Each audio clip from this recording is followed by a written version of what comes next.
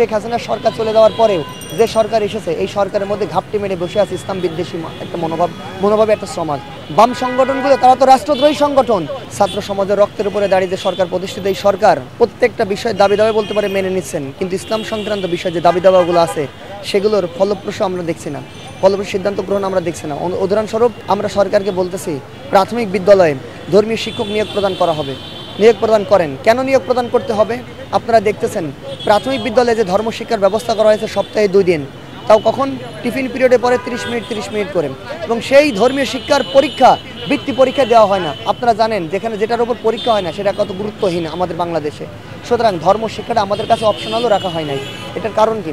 এটার কারণ হলো ধর্ম বিদ্বেষ। আমাদের মনে করি শেখ হাসিনার সরকার চলে যাওয়ার পরেও যে সরকার এসেছে এই সরকারের মধ্যে ঘাপটি মেরে বসে আছে ইসলাম বিদ্বেষী একটা মনোভাবে একটা সমাজ।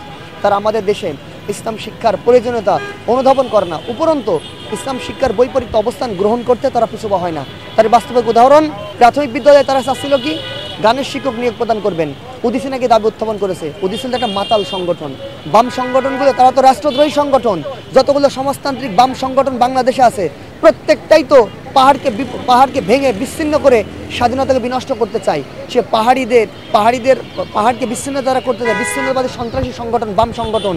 এবং উদিসি তাদের দাবি দেওয়া গানের শিক্ষক, আমাদের দেখছি গানের শিক্ষক নিয়োগে যে তোড়জোড় বাংলাদেশ সরকার শুরু করেছিল, ইসলামিস্টরা যখন তাদের বিপরীত অবস্থান গ্রহণ করে ভয় পেয়ে তারা সেটাকে রহিতকরণ করে। আবার দেখছি আমরা যখন দাবি উত্থাপন করি ইসলাম শিক্ষা ব্যবস্থা নেন, ইসলামী শিক্ষক নিয়োগ প্রদান করেন, তারা সেই বিষয়ে ভ্রুক্ষেপই করে না। আমরা বলতে চাই আরবি ভাষা যদি শেখে বাংলাদেশের মুসলমানেরা তারা কোরআন হাদিস পড়তে পারবে সহজে। যদি আরবি ভাষা শেখে তারা হাদিস কোরআন অধ্যয়ন করার পরে নিজেরা চোর হবে না, অন্তত ধর্ষক হবে না, ছিনতাইকারী হবে না, ডাকাত হবে না, এমনকি লক্ষ লক্ষ কোটি টাকা চুরি করে পাচার করে বিদেশে নিয়ে যাবে না। কিন্তু আমরা দেখছি যে শিক্ষা ব্যবস্থা বর্তমানে প্রচলিত, এই শিক্ষা ব্যবস্থায় শিক্ষিত হয়ে কোট প্যান্ট টাই পরে সচিবালয় থেকে শুরু করে বাংলাদেশ পুলিশ থেকে শুরু করে প্রত্যেকটা জায়গায় বড় বড় চোর বসে আছে। কেন? কারণ আমরা দেখি সকলের আঙ্গুল ফুলে কলা গাছ হয়ে যায়। আমরা দেখি একজন ব্যক্তি বিসিএস ক্যাডার হওয়ার পরেও একটা অ্যাডমিন হোক, পুলিশ হোক, সম্পদের পাহাড় গড়ে ফেলে, হাজার কোটি টাকা, শত কোটি টাকার মালিক হয়। বিগত সরকার চলে যাওয়ার পরে সবকিছু আমাদের সামনে দৃশ্যমান হয়ে গেল। আমরা দেখলাম দুর্নীতি দমন কমিশন প্রতিষ্ঠা করা হয়। এর পেছনে কারণ কি? এই শিক্ষা ব্যবস্থা।